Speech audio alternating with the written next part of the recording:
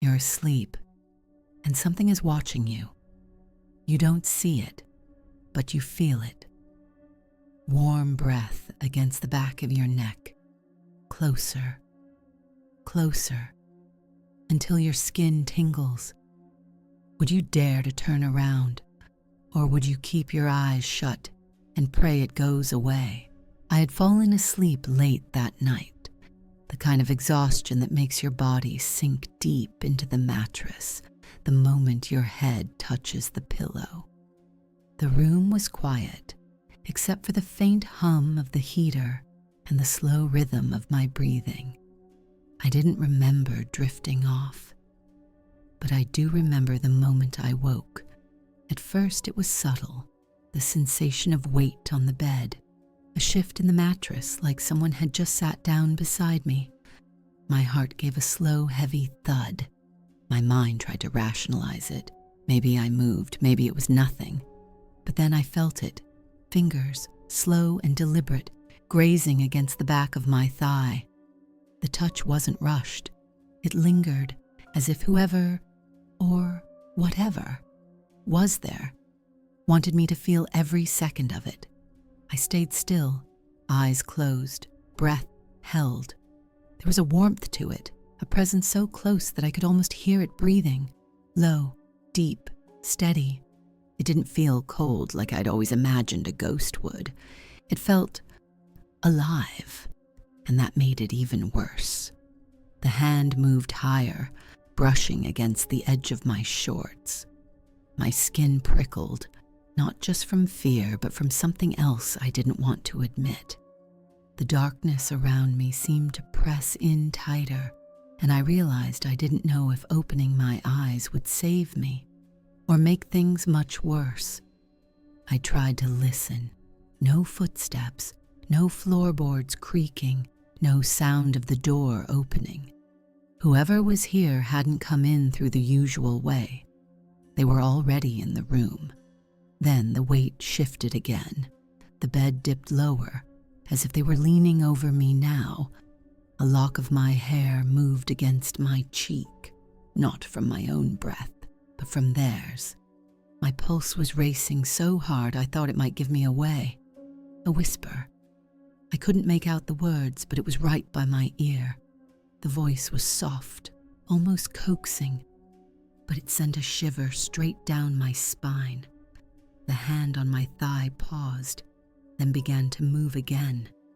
This time with more intent, more pressure, like it was claiming its place.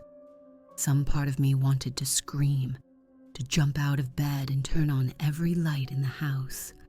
But another part, the part that couldn't look away from the danger, stayed frozen, waiting to see what would happen next. And then I realized something terrifying. I didn't feel alone, but I also didn't feel like there was just one presence in the room. The room felt heavier now, as if the air itself had thickened around me. I could sense movement, slow and deliberate, circling the space behind my closed eyelids. My breathing was shallow, each inhale shaky, but I didn't dare let it turn into a gasp. Something told me that if I reacted too quickly, it would only provoke whatever was here. The weight on the mattress shifted again.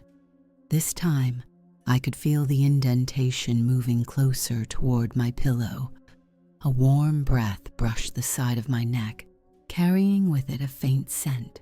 Not cologne, not anything I recognized, but something strangely intoxicating.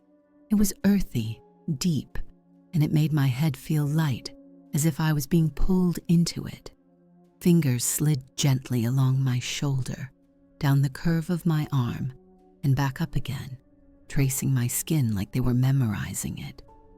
I kept telling myself this had to be a dream, but dreams don't feel this vivid, this consuming. And then I felt it, a soft touch at my hairline, fingers combing slowly through my hair, separating the strands with a careful precision. The sensation sent a shiver across my scalp. I could feel the weight of their presence leaning closer, and then A deep inhale. Whoever it was, they were smelling my hair, slowly, deliberately, breathing me in like they had been waiting for this moment. A low, almost satisfied sound escaped them, the kind of sound someone makes when they've found exactly what they wanted. My heart slammed against my ribs. The hand in my hair tightened just slightly, not painfully, but enough to remind me I wasn't in control here. The touch moved again, sliding down the side of my face, brushing against my lips. Not quite a kiss, but close enough that the warmth of it made my skin flush. I could feel them hovering there, testing the space between us, as if deciding how far they could go. The tension was unbearable. Every nerve in my body was screaming, but not all from fear. There was a strange, unwanted pull in my chest, a part of me caught between wanting to escape and wanting to know what they would do next. Then, without warning, the mattress shifted again. A knee pressed lightly against the bed near my hip. The movement was slow, intentional, like they were crawling closer, closing the last bit of distance. My breath hitched. The whisper came again, this time clearer, a voice low and intimate, saying words I couldn't fully understand, but the tone was undeniable, possessive, claiming. As they spoke, their fingers found my hair again, twisting it gently, pulling it closer to their face for another long, deep inhale. The feeling of being studied, touched, and claimed all at once made the darkness seem alive around me. I didn't know if the next thing I felt would be another caress or something far worse. I couldn't move. Every muscle in my body was locked between the urge to flee and the strange, dangerous pull of the presence beside me. My pulse thundered in my ears, matching the slow, deliberate rhythm of their breathing. The hand in my hair drifted lower, tracing down my neck with the lightest touch, so soft it felt like my own heartbeat was pressing against my skin. Then it stopped, right over the hollow of my throat. Their thumb pressed gently, not enough to hurt, but enough to make me swallow hard. I could feel the mattress shift again as they leaned closer. My senses screamed that they were right there, inches from my face. Warm breath grazed my cheek, and then, so faint I thought I imagined it, I felt lips brush against my skin. Not a kiss, just the barest touch. The voice came again, low and almost tender. Mine. I froze. That one word sent a shiver straight through me. My eyes were still closed, but I could see it in my mind. A shadow, close enough to be part of me, but not human in the way it moved. Fingers slid down my side, pausing just at my hip. The weight shifted again, and now I could feel the warmth of their body leaning over mine. My breathing quickened. I didn't know if I was trembling from fear, adrenaline, or something far more dangerous.